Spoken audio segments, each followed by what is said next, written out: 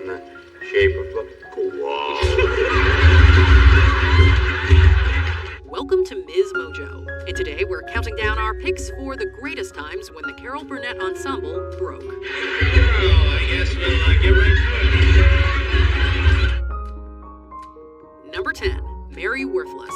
A parody of the Mary Worth comic strip sees Carol Burnett as a wide-eyed, dopey busybody terrorizing everyone with her annoying optimism. But the biggest laughs in this sketch start with a delayed sound cue. Harvey Korman accidentally says his line before the ringing doorbell goes, and things just fall apart from there. You've got a lot of explaining to do. So do you lush! Lush! Was that the... Oh, yeah, it was the... Lyle Waggoner can't hold on to his prop. Everyone is smirking and giggling. There's no saving this segment. Hi, Bill. Hey, I hope...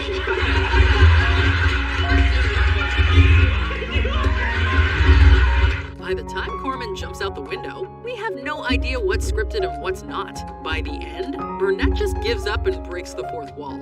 So, don't be surprised if I show up on your unhappy doorstep someday. Better yet, be surprised, because I'm not doing this again. Number 9, Carol and Sis, House for Sale. Carol Burnett breaks with tradition and addresses the audience, telling them that this sketch isn't going to go on as scripted. She lets us in on the secret. While they've been rehearsing the sketch one way all week, she's decided to play a little prank on her co-star Harvey Korman.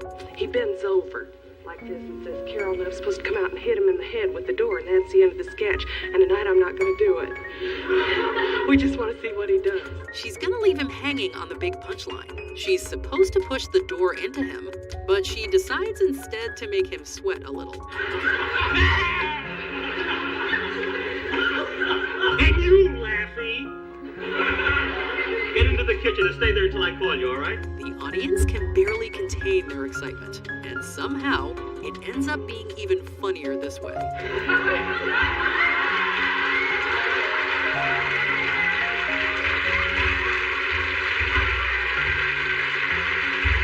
Number 8, The Dresser. Some of Tim Conway's best sketches on The Carol Burnett Show are just him pretending to be the oldest person ever. In this one, he plays a backstage dresser trying to help an actor through a costume change. You yell at me. Conway's antics have Korman going up on his lines halfway through. Once the old man starts getting dragged away by the moving clothesline, there's no hope. You want to stop fooling around? Each time he reappears, Conway is hanging from the clothesline in increasingly ridiculous poses. Korman does what he can, but he's barely managing to get his lines out as he's seized by laughter. Come on! I'm telling you this thing.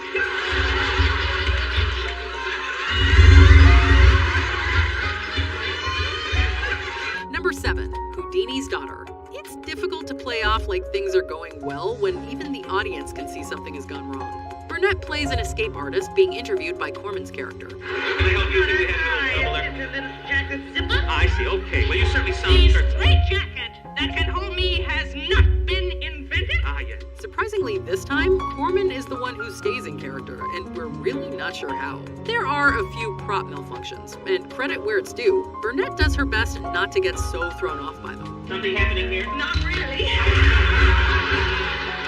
all right?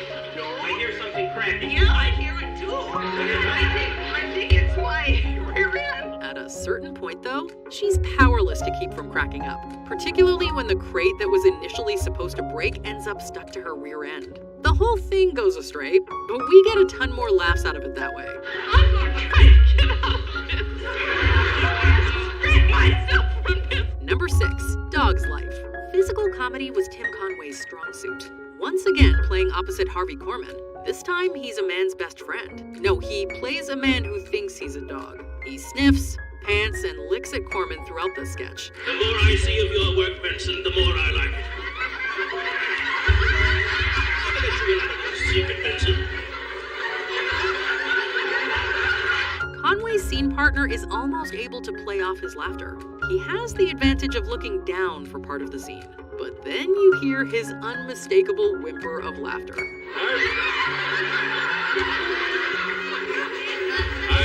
I've been feeling it.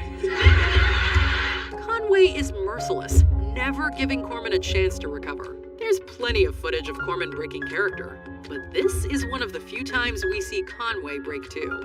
They think I'm gonna fall apart, but you know what I'm going to do?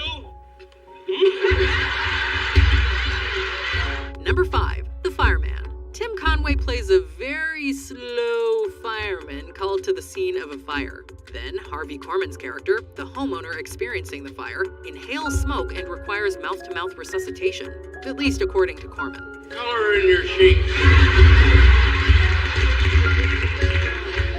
I can't breathe. I'm choking. It's all right. I need oxygen.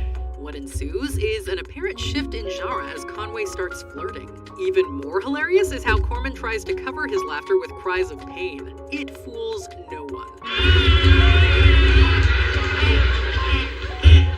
Where are you from? He's hopeless to get through the rest of the sketch, and you can tell Conway is loving every second of making him squirm. Be gentle when you talk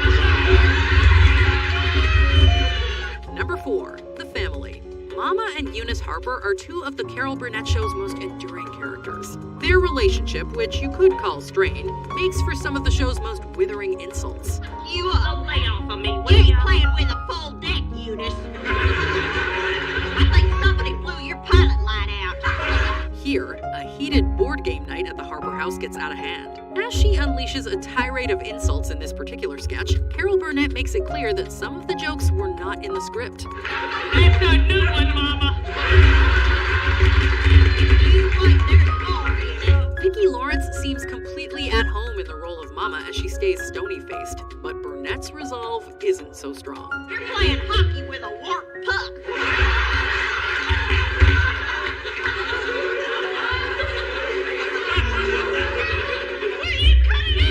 Number 3, the dentist. In yet another sketch about a Tim Conway character being completely inept at his job, we find ourselves at the dentist. Conway's character keeps accidentally injecting himself with Novocaine, and as he continues with the exam, parts of his body keep going dead. Well, now let's see how this works here.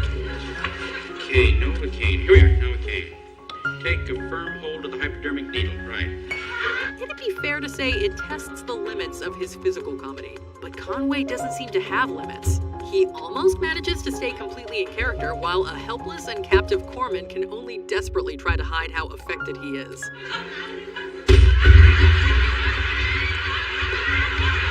But as more of the dentist's limbs fail him, Corman ends up laughing harder than the audience.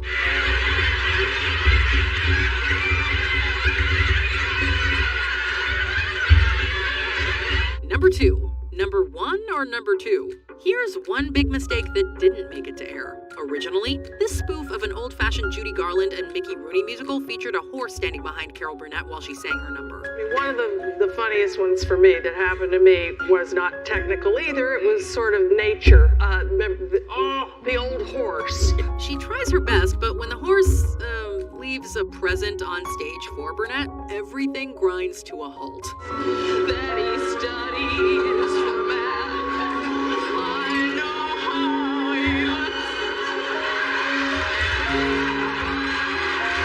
he Burnett, after cracking up herself, makes a joke that leaves the audience in stitches. Is he through?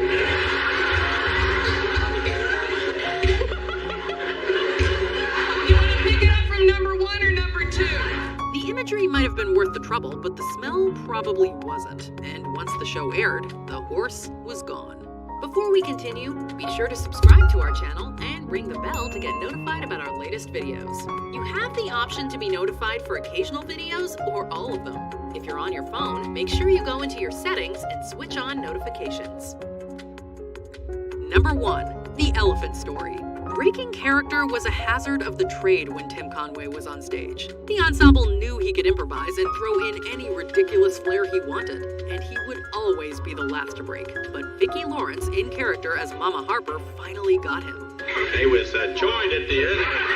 As his character tells a story about sideshow elephants conjoined at the trunk, the entire cast is having a hard time keeping it together. Even Conway is stifling a smile at his own performance. Walk out there and dance some merengue around. Tom felt sorry for them. They couldn't go like the other elephants when they go. By the end, Lawrence has finally had enough. Mama's primetime unfriendly punchline puts a perfect button on the scene.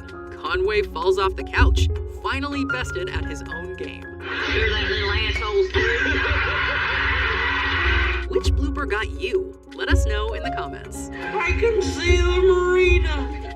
Do you agree with our picks? Check out this other recent clip from Ms. Mojo. And be sure to subscribe and ring the bell to be notified about our latest videos.